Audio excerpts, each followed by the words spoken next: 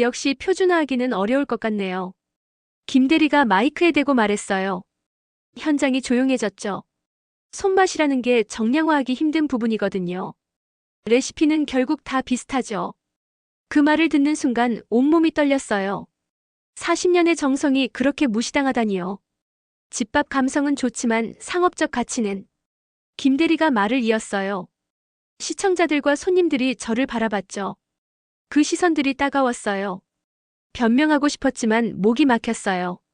어떤 말을 해도 소용없을 것 같았거든요. 눈물이 주르륵 흘렀죠. 그때 수환이가 움직였어요. 지금부터 충격적인 사실을 공개하겠습니다. 태블릿을 꺼내더라고요. 할머니의 가족들이 치매를 조작해서 가게를 빼앗으려 했습니다. 녹음 파일이 재생됐어요. 이번에 치매 진단만 받으면 가게랑 레시피 다 우리가 관리 가능. 유진이의 목소리가 선명하게 들렸죠. 현장이 경악으로 물들었어요. 그들은 몰랐어요. 진짜 반전이 시작된다는 걸. 안녕하세요. 저는 이금복입니다. 올해 72살이죠. 청량리에서 칼국수집을 운영한 지 40년이 되었어요. 가게 이름은 온기국이에요. 남편이 지어준 이름이었는데 이제는 혼자 지키고 있습니다. 새벽 4시 서울 동묘 앞 고가도로 아래였어요. 폭우가 쏟아지고 있었죠. 아무래도 이 나이에 이런 일을 겪게 될 줄은 몰랐거든요. 그런데 몸이 말을 듣지 않더라고요. 다리에 힘이 풀리면서 그만 주저앉고 말았습니다. 사실 요즘 들어 잠을 제대로 못 자고 있어요. 권리금 문제 때문이에요. 건물주가 갑자기 임대료를 2배로 올리겠다고 하셨거든요. 40년 동안 한 번도 밀린 적 없는 월세인데 말이에요. 그러니까 어떻게 감당을 하겠어요. 할매, 국물이 진짜 끝내주네요. 동네 사람들이 그렇게 말해주곤 했어요. 멸치와 다시마로 우린 육수를 3단계로 끓여서 만드는 건데 이 맛을 내기까지 10년은 걸렸죠. 남편이 살아계실 때 함께 연구했거든요. 지금은 동네에서 국물 할매라고 불러주세요.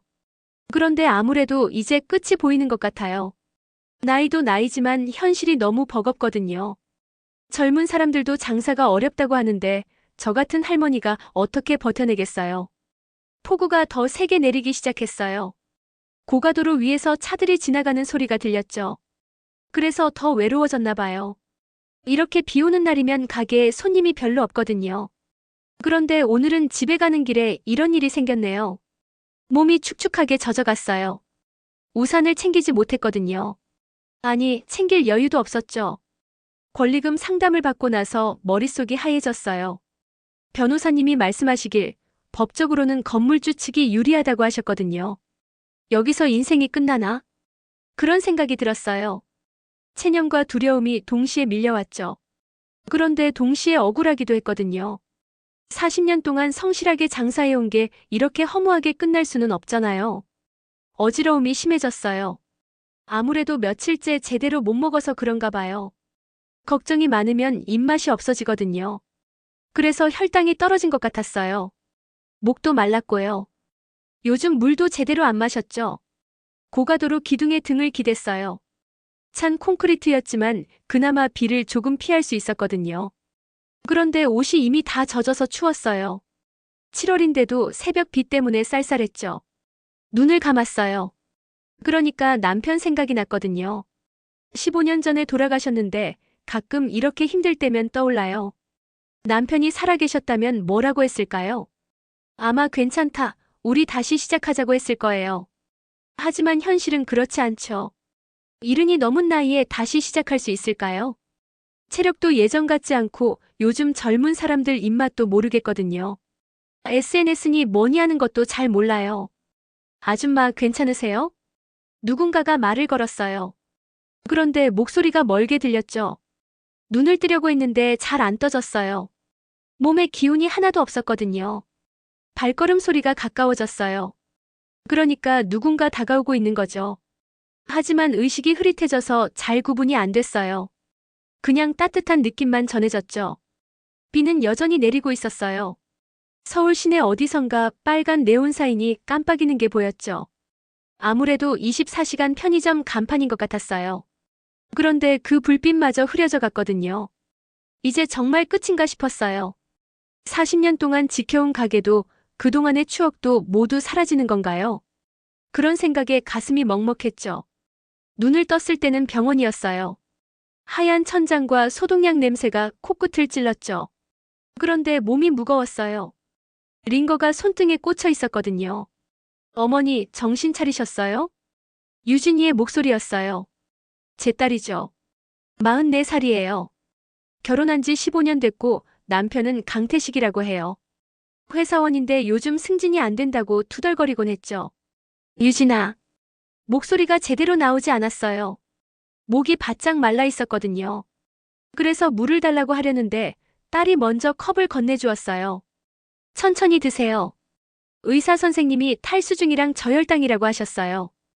그러니까 제가 쓰러진 게 맞았구나 싶었어요. 새벽에 고가도로 밑에서 비를 맞으며 앉아있던 기억이 어렴풋이 났거든요. 아무래도 누군가가 신고해서 구급차가 온 것 같았어요. 물을 마시니까 조금 나아졌어요. 그런데 머리가 아팠죠. 진통제를 써서 그런가 싶었는데 생각해보니 스트레스 때문일 수도 있었거든요. 엄마, 일단 좀 쉬셔요. 가게는 오늘 문 안 열었어요. 유진이가 말했어요. 그런데 표정이 어딘가 어색했죠. 평소와 다른 느낌이었거든요. 뭔가 걱정스러워하는 것 같기도 하고 또 다른 생각을 하고 있는 것 같기도 했어요. 가게가 걱정되네. 제가 말하자 유진이가 손을 저었어요. 그러니까 걱정하지 말라는 뜻이었죠. 하지만 40년 동안 하루도 쉬지 않고 가게를 열었는데 갑자기 문을 안 열면 단골 손님들이 어떻게 생각할까요? 간호사가 들어왔어요. 체온과 혈압을 재더라고요. 정상 범위라고 했죠. 그래서 안심이 됐어요. 하지만 여전히 몸이 무거웠거든요. 딸분, 잠깐 이야기 좀 할까요? 간호사가 유진이에게 말했어요. 그래서 둘이 병실 밖으로 나갔죠. 저는 혼자 남겨졌어요. 그런데 갑자기 쓸쓸해졌거든요. 침대 옆 테이블에 제 가방이 있었어요. 유진이가 챙겨온 것 같았죠. 그 안에 오래된 폴더폰이 들어있었어요. 10년째 쓰고 있는 건데 요즘 스마트폰으로 바꾸라고 다들 하지만 익숙해서 못 바꾸겠더라고요. 폰을 확인해 보니까 자동 통화 녹음 기능이 켜져 있었어요. 예전에 실수로 누른 것 같은데 끄는 방법을 몰라서 그냥 두고 있었거든요. 그런데 오늘 녹음된 파일이 하나 있더라고요. 궁금해서 들어보려고 했어요. 그런데 병실 커튼 너머에서 목소리가 들렸죠. 유진이와 태식이 목소리였어요. 아무래도 복도에서 이야기하고 있는 것 같았거든요. 이번 기회에 엄마 상태를 정확히 알아봐야겠어. 태식이의 목소리였어요. 그런데 평소보다 낮은 톤이었죠. 뭔가 진지한 이야기를 하고 있는 것 같았거든요. 그러게. 요즘 깜빡깜빡 하시는 것 같더라고. 유진이가 대답했어요. 그런데 이상했어요. 저는 깜빡하는 적이 별로 없거든요. 가게 운영하면서 정신이 말짱해야 하니까 항상 신경 쓰고 있었죠. 혹시 치매 검사 받아보시라고 해봐. 태식이가 말했어요. 그 순간 가슴이 덜컥했죠. 치매라니요. 저는 아직 정신이 멀쩡한데 왜 그런 소리를 하는 걸까요? 만약에 진단이 나오면 법적으로 보호자가 재산 관리할 수 있잖아. 유진이의 목소리였어요. 그런데 그 말을 듣는 순간 온몸이 얼어붙었어요. 재산 관리라니요. 제 가게를 말하는 건가요? 그러게. 가게랑 레시피까지 다 우리가 정리하면 되고. 태식이가 말했어요. 그러니까 제가 들은 게 맞았던 거예요. 딸과 사위가 제 가게를 노리고 있었던 거죠. 권리금도 제법 나올 텐데 그거로 우리 대출부터 막자. 유진이가 말했어요. 그 순간 심장이 쿵쾅거렸어요. 권리금을 받아서 자신들 대출을 갚겠다고요.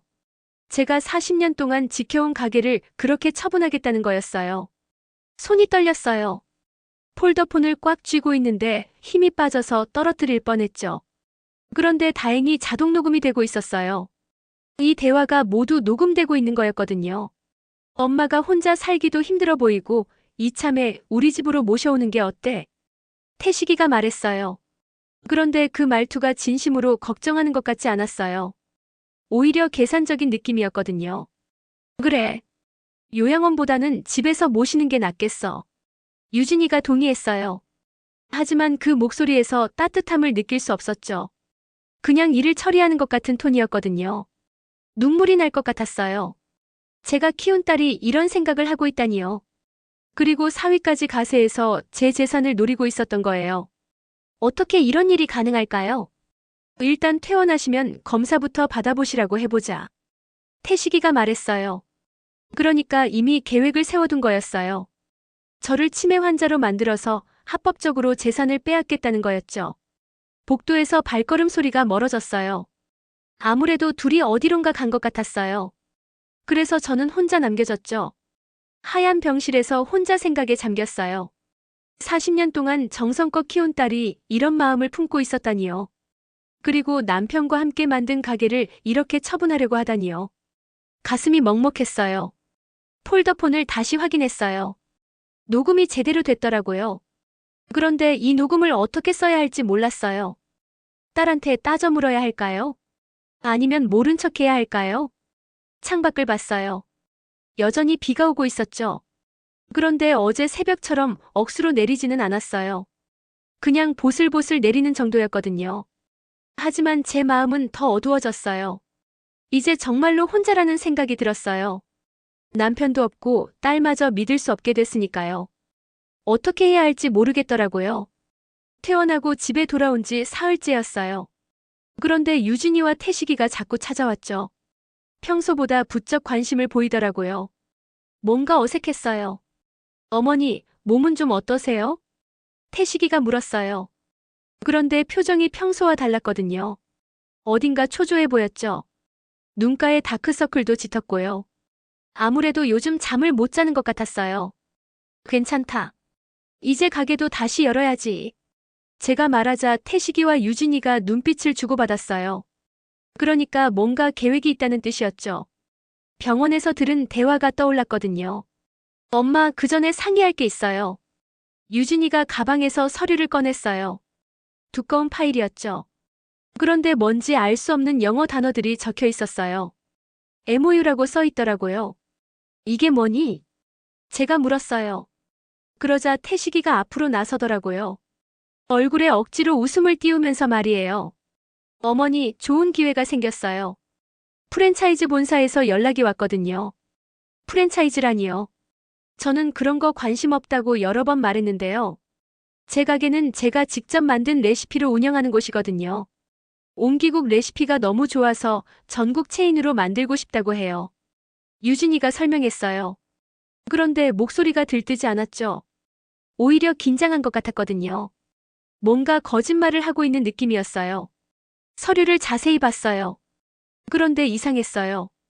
옮기국 상표권을 넘기고 레시피를 표준화한다고 써 있었거든요. 그러니까 제가 40년 동안 만든 것들을 다 내놓으라는 뜻이었어요. 이거 싫어. 우리 가게는 체인점이 아니야. 제가 단호하게 말했어요. 그러자 태식이 얼굴이 굳어졌죠. 평소에 다정한 모습이 사라졌거든요. 어머니, 요즘 개인 가게로는 경쟁이 안 돼요. 프랜차이즈로 해야 살아남을 수 있어요. 태식이가 말했어요. 그런데 목소리에 조급함이 섞여 있었죠. 뭔가 절박한 이유가 있는 것 같았어요. 나중에 알게 된 일이지만 태식이는 코인과 주식으로 큰 손실을 봤다고 하더라고요. 몇 천만 원을 날렸다는 거예요. 그래서 빚까지 져서 이자로 허덕이고 있었던 거죠. 유진이도 마찬가지였어요. 아이 교육비랑 집 대출 때문에 매달 쪼들리고 있었거든요. 그러니까 둘 다 급한 돈이 필요한 상황이었던 거예요. 어머니, 일단 이 서류에 도장만 찍으시면 돼요. 태식이가 위임장을 내밀었어요. 그런데 자세히 보니까 의료동의서도 있었죠. 왜 갑자기 의료동의서가 필요한 건지 이상했어요. 이건 왜 필요해? 제가 물었어요. 그러자 유진이가 당황한 표정을 지었죠. 뭔가 준비하지 못한 질문이었나 봐요. 아, 그거는 혹시 몸이 아프실 때를 대비해서요. 유진이가 대답했어요. 그런데 설명이 어색했거든요. 왜 갑자기 그런 서류가 필요한지 납득이 안 됐어요. 나는 멀쩡해. 그런 서류 필요 없어. 제가 거부했어요. 그러자 태식이 얼굴이 빨갛게 달아올랐죠. 평소에 보지 못한 모습이었거든요.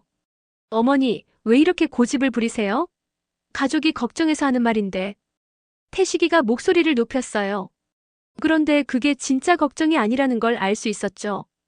병원에서 들은 대화 때문이었어요. 이틀 뒤에 병원에 갔어요. 제 의료 기록을 확인해 보려고 했거든요.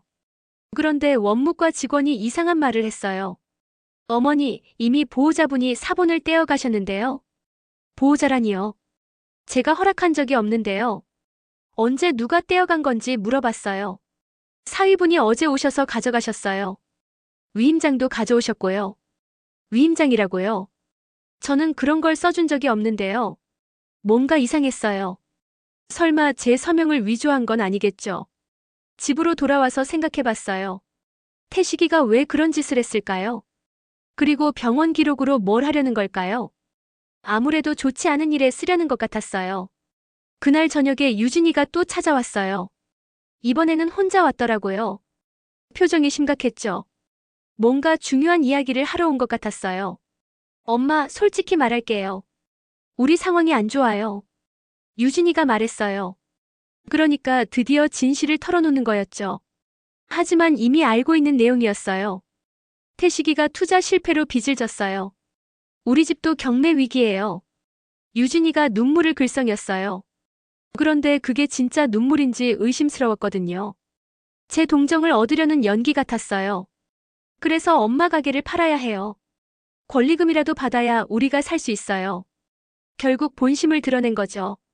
제 가게를 팔아서 자신들 빚을 갚겠다는 거였어요. 40년 동안 정성껏 키운 가게를 그렇게 처분하겠다는 거였죠. 안 돼. 가게는 절대 못 팔아. 제가 단호하게 말했어요. 그러자 유진이 얼굴이 일그러졌죠. 평소에 착한 딸 모습이 사라졌거든요.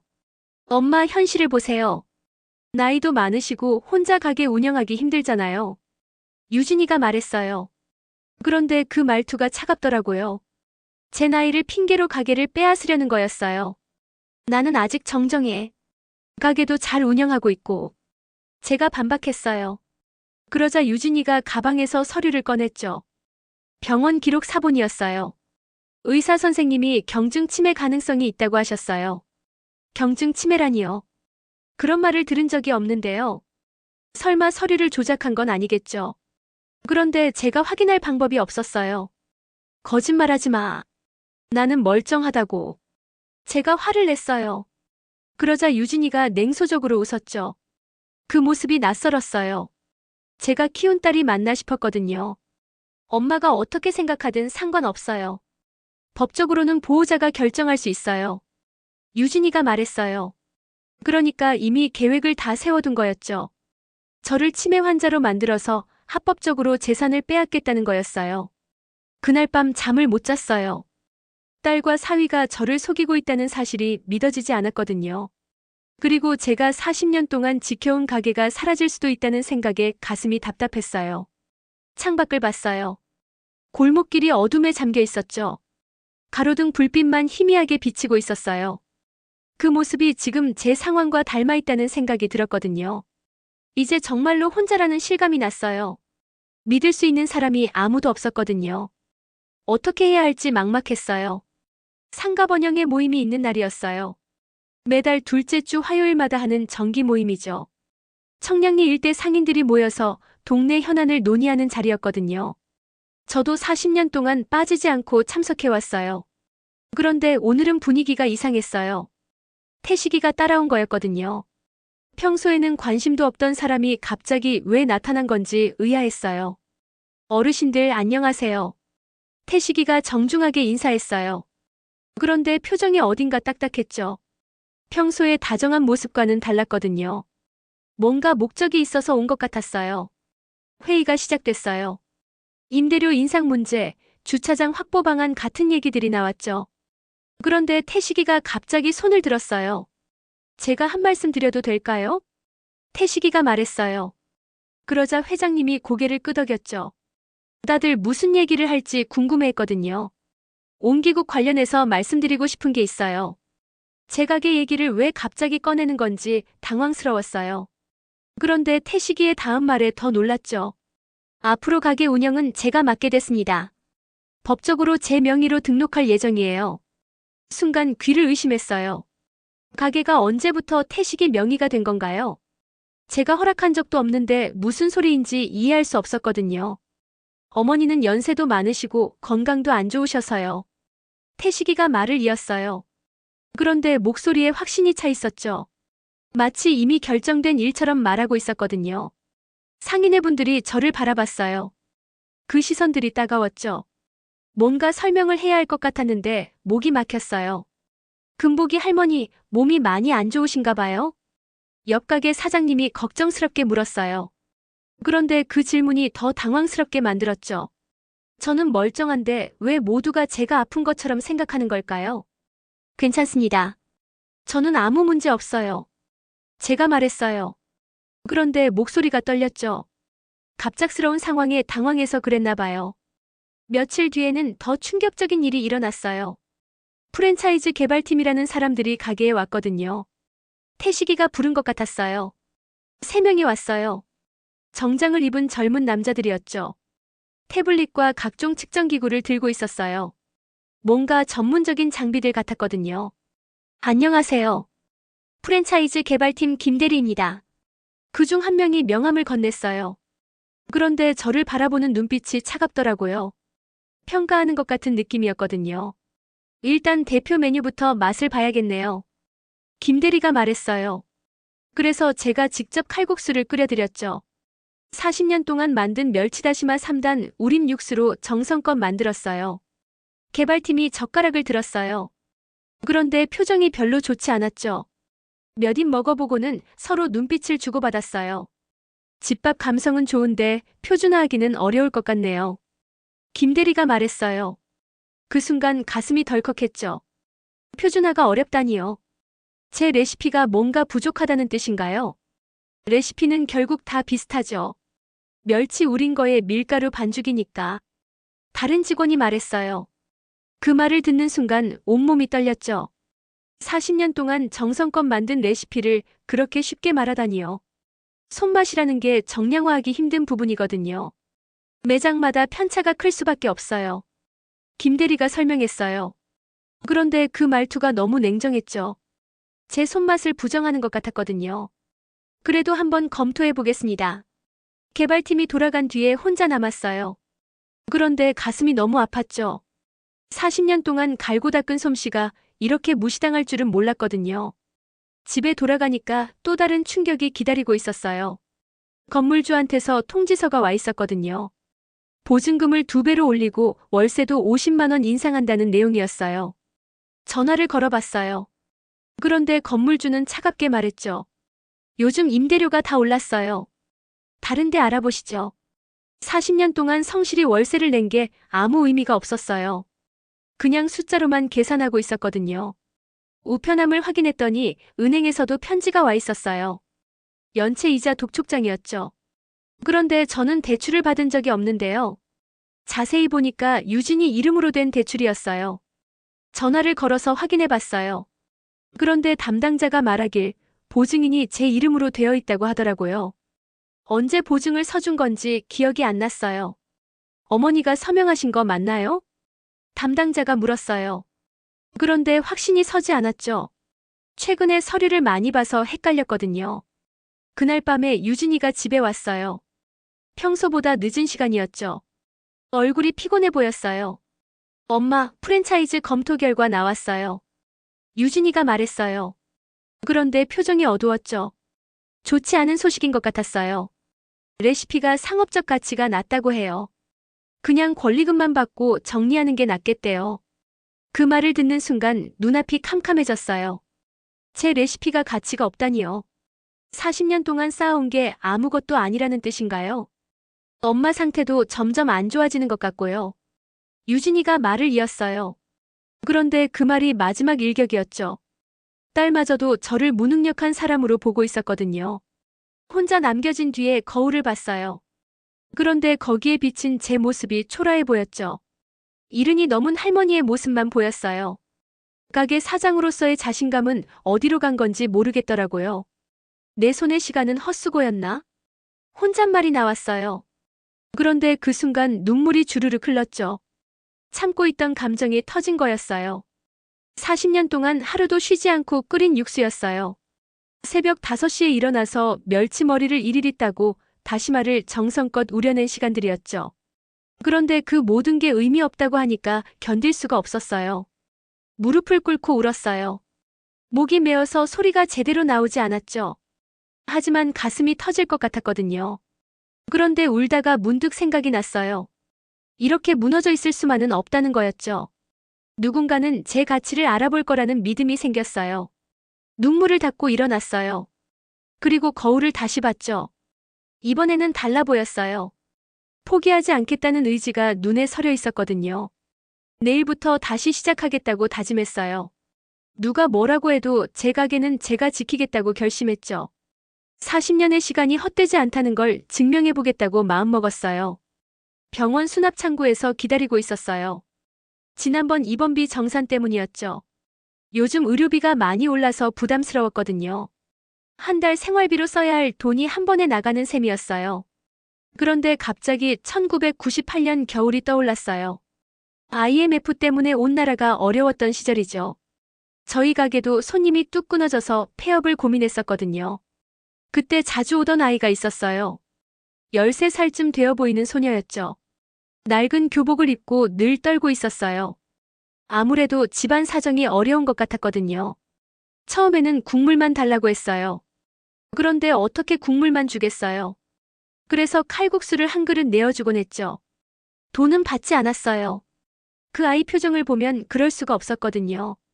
이모, 국물에서 힘나는 맛이 나요. 아이가 그렇게 말했던 기억이 났어요. 그때 그 말이 얼마나 고마웠는지 몰라요. 힘든 시절에 제 음식이 누군가에게 위로가 된다는 게 신기했거든요. 한겨울이었는데도 아이는 얇은 옷만 입고 있었어요. 손이 빨갛게 얼어서 젓가락을 제대로 잡지 못했죠. 그래서 뜨거운 국물에 손을 담그라고 했던 기억도 나요. 그 아이가 몇 달 동안 왔었어요. 그런데 어느 날부터 안 나타나더라고요. 이사를 갔나 싶어서 걱정했었죠. 무사히 잘 지내고 있을까 궁금했거든요. 할머니? 누군가가 말을 걸었어요. 돌아보니까 정장을 입은 젊은 여성이었죠. 30 초반쯤 되어 보였어요. 그런데 얼굴이 낯익더라고요. 혹시 청량리 온기국 사장님 맞으세요? 그 여성이 물었어요. 그래서 맞다고 대답했죠. 그런데 왜 절 아는 건지 궁금했어요. 저 최수환이에요. 기억 안 나세요? 최수환이라고요. 그 이름을 듣는 순간 가슴이 덜컥했어요. 설마 그때 그 아이인가요? 하지만 너무 달라져서 확신이 서지 않았거든요. IMF 때 자주 칼국수 얻어먹던 애요. 그 말을 듣는 순간 알 수 있었어요. 그때 그 소녀가 맞았던 거죠. 하지만 지금은 완전히 달라 보였어요. 자신감 있는 모습이었거든요. 어머, 수환이가 맞구나. 제가 놀라서 말했어요. 그러자 수환이가 환하게 웃었죠. 그때 그 아이의 모습이 겹쳐 보였어요. 이모, 저를 살렸던 그 국물. 아직도 기억해요. 수환이가 말했어요. 그런데 목소리가 떨렸죠. 감정이 복받치는 것 같았어요. 알고 보니까 수환이는 지금 푸드 크리에이터였어요. 유튜브와 인스타그램에서 음식 관련 콘텐츠를 만드는 일을 하고 있었죠. 그리고 리부트 키친이라는 식품 스타트업도 운영하고 있었어요. 그때 이모 국물 맛을 잊을 수가 없었어요. 그래서 요리에 관심을 갖게 됐죠. 수환이가 설명했어요. 그러니까 제가 준 칼국수가 인생을 바꾼 계기가 된 거였어요. 믿어지지 않았죠. 명함을 받아봤어요. 리부트 키친 대표이사 최수환이라고 써 있었거든요. 그 어린아이가 이렇게 성공한 사업가가 됐다니요. 회사가 제법 크더라고요. 직원이 50명 정도 돼요. 수환이가 말했어요. 그런데 자랑하는 게 아니라 감사하다는 표정이었죠. 제게 보답하고 싶어 하는 것 같았어요. 갑자기 눈물이 날 것 같았어요. 40년 전에 베푼 작은 친절이 이렇게 돌아올 줄은 몰랐거든요. 그리고 제 음식이 누군가의 인생을 바꿨다는 사실이 신기했어요. 요즘 모든 게 무너져 내리는 것 같아서 절망했었는데 이런 만남이 있다니요. 아무래도 우연이 아닌 것 같았어요. 수환이와 이야기를 나누면서 희망이 생겼어요. 제 손맛이 정말 의미 없는 게 아니었구나 싶었거든요. 누군가에게는 인생을 바꾼 소중한 맛이었던 거죠. 수환이와 만난 지 일주일이 지났어요. 그 사이에 놀라운 일들이 벌어졌죠. 수환이가 제 이야기를 듣고는 가만히 있을 수 없다고 하더라고요. 이모, 폴더폰에 녹음된 파일 있다고 하셨죠? 수환이가 물었어요. 그래서 그 파일을 들려줬죠. 유진이와 태식이가 제 치매를 조작하려 했던 대화가 선명하게 들렸어요. 이건 명백한 사기죄예요. 우리 회사 법무팀한테 보여드릴게요. 수환이가 단호하게 말했어요. 그런데 정말로 도움이 될까요? 상대는 제 친딸인데 말이에요. 며칠 뒤에 수환이가 변호사와 함께 왔어요. 김정호 변호사님이라고 하시더라고요. 나이는 40대 초반쯤 되어 보였죠. 할머니, 이 녹음 파일은 법적 증거로 충분합니다. 변호사님이 말씀하셨어요. 그리고 병원에서 제 의료 기록 원본을 확인해 봤다고 하시더라고요. 치매 진단 기록은 어디에도 없어요. 누군가 허위로 만든 서류인 것 같습니다. 그 말을 듣고 안도했어요. 제가 정상이라는 게 증명된 거였거든요. 하지만 동시에 화가 났죠. 딸이 저를 그렇게 속이려 했다니요. 수환이가 더 놀라운 제안을 했어요. 라이브 쿠킹 방송을 해보자는 거였죠. 옹기국 레거시 콜라보라는 제목으로 제 레시피를 소개하겠다고 했어요. 시청자들이 진짜 맛을 알아볼 거예요. 그리고 이모를 무시한 사람들의 코를 납작하게 만들어주겠어요. 수환이가 말했어요. 그런데 눈에 의지가 서려 있었죠. 제게 보답하고 싶어하는 마음이 진심으로 느껴졌어요. 방송 준비가 시작됐어요. 수환이 회사 직원들이 움직였죠. 카메라며 조명이며 장비들을 가게로 가져왔어요. 40년 동안 운영한 가게가 방송 스튜디오가 된 거였어요. 할머니, 평소처럼만 하시면 돼요. 저희가 다 준비할게요. 수환이가 말했어요. 그런데 긴장이 됐죠. 방송이라는 걸 처음 해보는 거였거든요. 방송 당일이었어요. 생각보다 많은 사람들이 왔어요.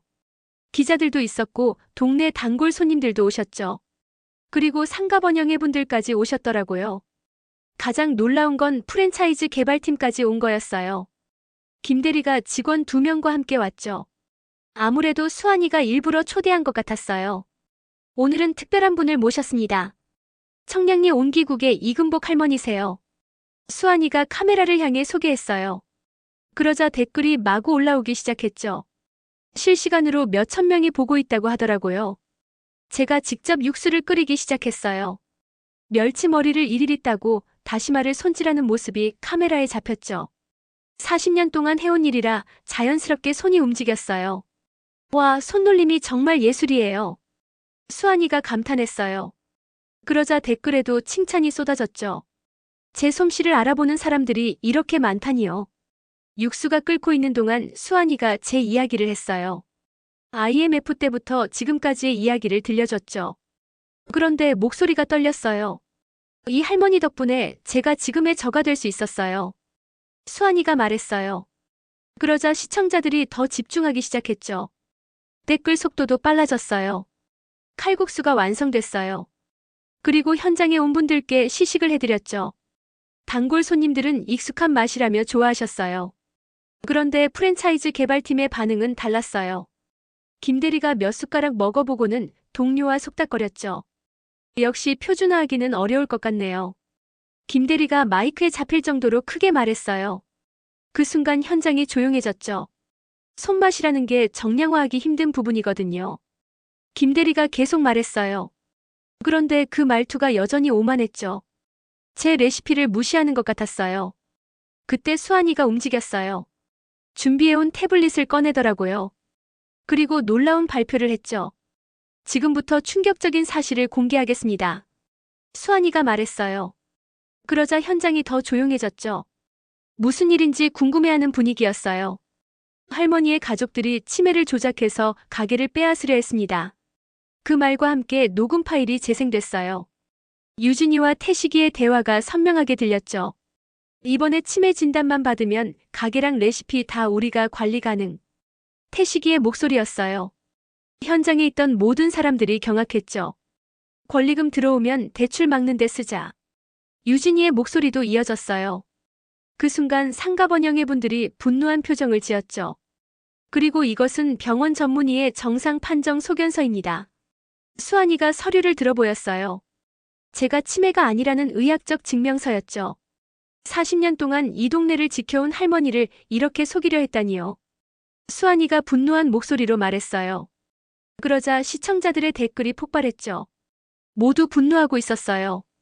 프랜차이즈 개발팀은 당황한 표정을 지었어요. 김대리의 얼굴이 새파랗게 질렸죠. 자신들의 오만한 발언이 방송으로 나간 거였거든요. 진짜 실력을 무시하고 숫자로만 평가하는 사람들이 문제예요. 수환이가 카메라를 향해 말했어요. 그러자 현장에서 박수가 터져 나왔죠. 그 순간 저도 감정이 북받쳤어요. 억울했던 마음이 정당한 분노로 바뀌었거든요. 40년의 시간이 헛되지 않았다는 걸 증명한 거였어요. 댓글창에는 응원 메시지가 가득했어요. 그리고 가게에 직접 와보겠다는 사람들도 많았죠. 제 레시피가 드디어 인정받는 순간이었어요. 방송이 끝난 뒤 며칠 동안 정신이 없었어요. 경찰서에서 연락이 왔거든요.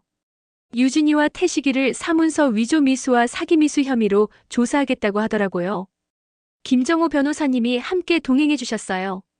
진술서를 작성하는 동안 마음이 복잡했죠. 제 딸을 고발하는 일이니까요. 할머니, 이건 필요한 일이에요.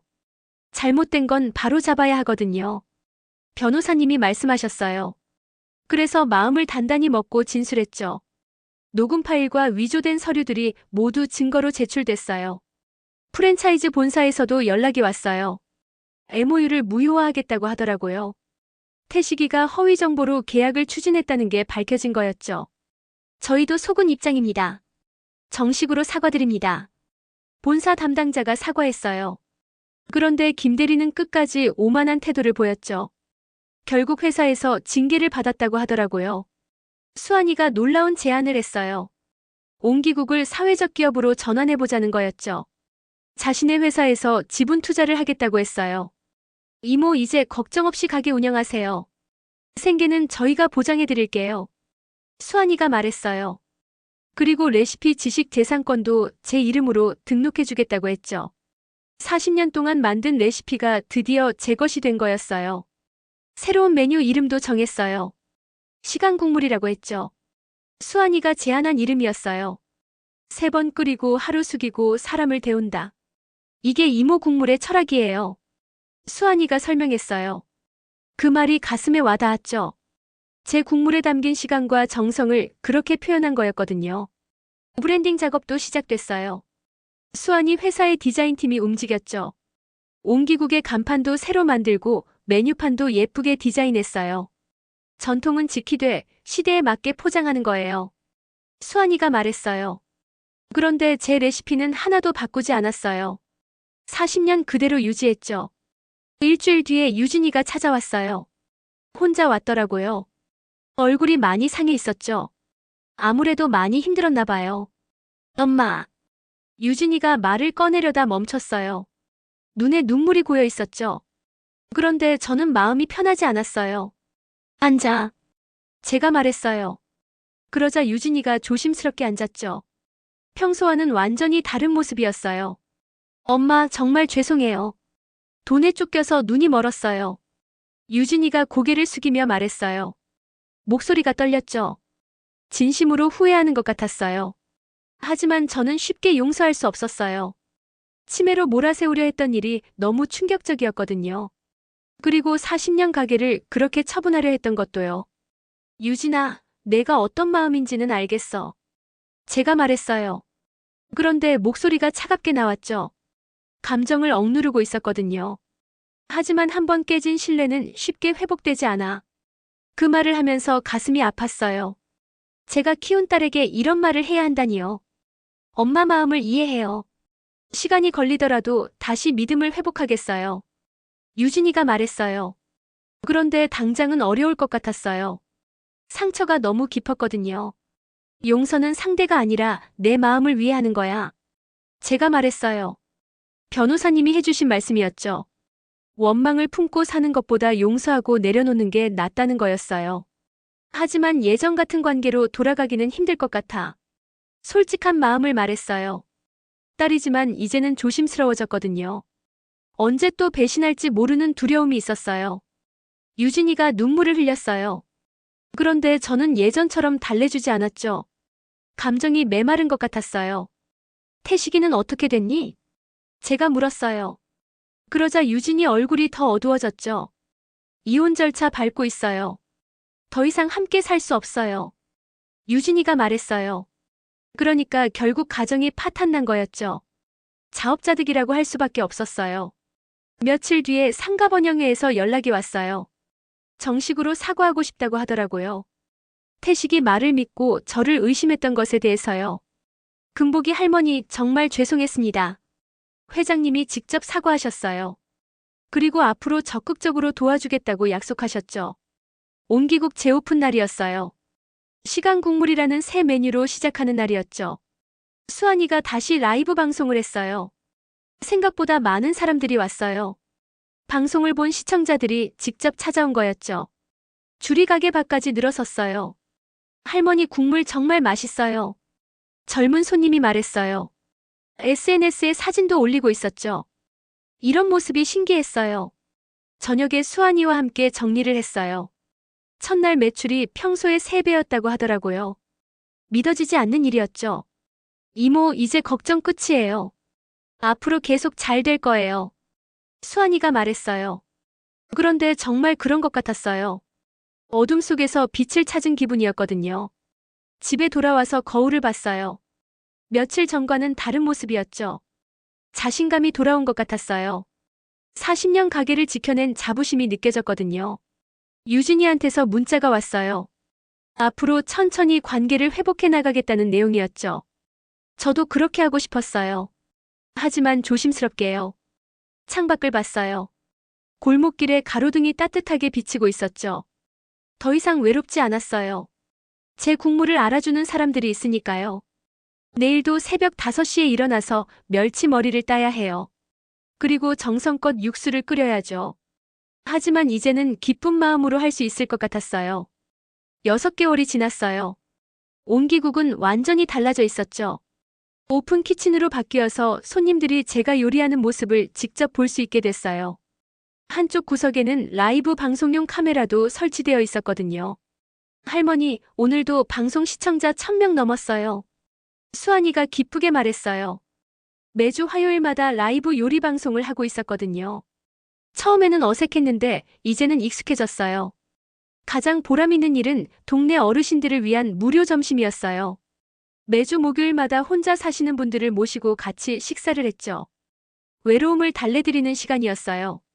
금복이 할머니 국물 먹으니까 힘이 나네요. 단골 어르신이 말씀하셨어요. 그런 말씀을 들을 때마다 가슴이 뿌듯했죠. 제 국물이 누군가에게 위로가 된다는 것만으로도 충분했어요. 수환이와 함께 개발한 레토르트 제품도 대박이 났어요. 시간 국물 팩이라는 이름으로 편의점에서 팔기 시작했거든요. 해외 진출도 준비하고 있다고 했어요. 이모 레시피가 전 세계로 나간다니 신기하죠? 수환이가 말했어요. 정말 꿈만 같았어요. 40년 동안 청량리에서만 끓였던 국물이 이렇게 멀리 가게 될 줄은 몰랐거든요. 더 놀라운 건 국물 아카데미였어요. 퇴직자분들과 경력단절 여성분들을 대상으로 요리를 가르치는 프로그램이었죠. 하지만 단순한 기술만 가르치는 게 아니었어요. 국물은 기술이 아니라 마음이에요. 제가 수강생분들에게 말했어요. 끓임 타이밍이나 여열 조절, 염도, 감별 같은 기술도 중요하지만 정성과 인내가 더 중요하다고 했죠. 수강생 중에 50대 아주머니가 계셨어요. 남편 회사가 어려워져서 다시 일을 시작하려는 분이었죠. 처음에는 자신감이 없어 하셨는데 지금은 제법 솜씨가 늘었어요. 선생님 덕분에 새로운 꿈이 생겼어요. 그분이 말씀하셨어요. 그런 말을 들으면 제가 더 기뻤죠. 누군가의 새로운 시작을 도울 수 있다는 게 뿌듯했어요. 유진이도 많이 달라졌어요. 주 3회씩 주방 보조로 와서 일하고 있었거든요. 처음에는 어색했지만 이제는 제법 손발이 맞더라고요. 엄마, 접시 정리 끝났어요. 유진이가 말했어요. 예전처럼 건방지지 않고 겸손해졌죠. 한번 실수한 사람이 더 조심스러워하는 것 같았어요. 신뢰 회복은 천천히 진행되고 있었어요. 매일 조금씩 쌓여가는 느낌이었죠. 아직 예전 같지는 않지만 시간이 해결해 줄 거라고 믿었어요. 태식이도 놀랍게 변했어요. 사회봉사 명령을 받고 나서 완전히 다른 사람이 됐더라고요. 배달과 서빙부터 다시 시작하고 있었어요. 어머니, 죄송합니다. 태식이가 진심으로 사과했어요. 그리고 실제로 행동으로 보여주고 있었죠. 말보다는 행동이 더 중요하다는 걸 깨달은 것 같았어요. 저녁 영업이 끝난 뒤였어요. 마지막 손님을 배웅하고 정리를 마쳤죠. 수환이와 유진이도 집으로 돌아갔어요. 이제 혼자만의 시간이었어요. 큰 냄비 뚜껑을 열었어요. 내일 쓸 육수가 끓고 있었죠. 이 시간이 가장 소중했어요. 하루를 마무리하며 다음 날을 준비하는 시간이었거든요. 멸치와 다시마가 우러나는 향이 코끝을 스쳤어요. 40년 전이나 지금이나 똑같은 향이었죠. 하지만 이제는 다른 의미로 다가왔어요. 국물은 시간과 사람을 데우는 기술이야. 혼자 중얼거렸어요. 수환이가 즐겨 쓰는 표현이었는데 정말 맞는 말 같았어요. 끓이는 것도 기술, 기다리는 것도 기술이었거든요. 지난 6개월을 돌아봤어요. 절망의 순간도 있었고 배신감에 무너지기도 했죠. 하지만 결국 더 나은 곳에 도착했어요. 혼자서는 불가능한 일이었어요. 수환이가 없었다면 어떻게 됐을까요? 아마 가게를 잃고 억울한 마음만 품고 살았을 거예요. 그런데 운명처럼 나타나서 모든 걸 바꿔놓았죠. 가끔 IMF 시절 그 어린 수환이가 떠올라요. 추위에 떨며 국물을 마시던 모습이요. 그때 베푼 작은 친절이 이렇게 큰 보답으로 돌아올 줄은 꿈에도 몰랐어요. 냄비 뚜껑을 다시 덮었어요. 내일 아침이면 또 새로운 하루가 시작될 거예요. 새벽 5시에 일어나서 정성껏 국물을 끓이겠죠. 발효는 기다림이고 국물은 반복이에요. 그리고 용서는 훈련이더라고요. 매일 조금씩 연습해야 늘어나는 기술 같았어요. 우리는 매일 다시 끓여서 더 나아져요. 국물처럼, 인생처럼, 관계처럼 말이에요. 어제보다 오늘이, 오늘보다 내일이 더 깊은 맛을 낼 수 있다고 믿어요. 가게 문을 잠그고 집으로 향했어요. 골목길에 가로등이 따뜻하게 비치고 있었죠. 더 이상 혼자라는 생각이 들지 않았어요. 제 국물을 사랑해주는 사람들이 있으니까요. 내일도 맛있는 국물을 끓이겠어요. 그리고 누군가의 하루를 따뜻하게 만들어주겠어요. 그게 제가 할 수 있는 가장 소중한 일이니까요.